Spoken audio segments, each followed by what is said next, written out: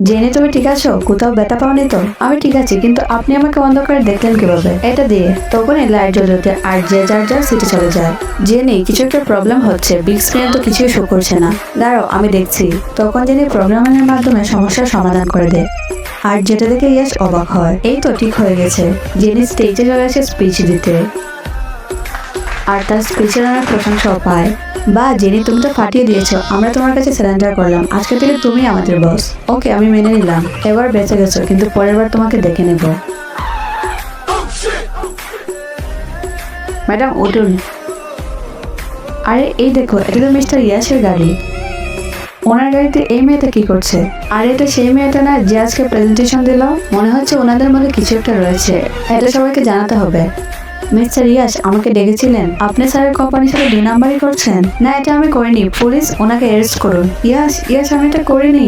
ভিডিওটি ভালো লাগলে লাইক ও সাবস্ক্রাইব করো ও পার্ট 9 দিতে কমেন্ট করো।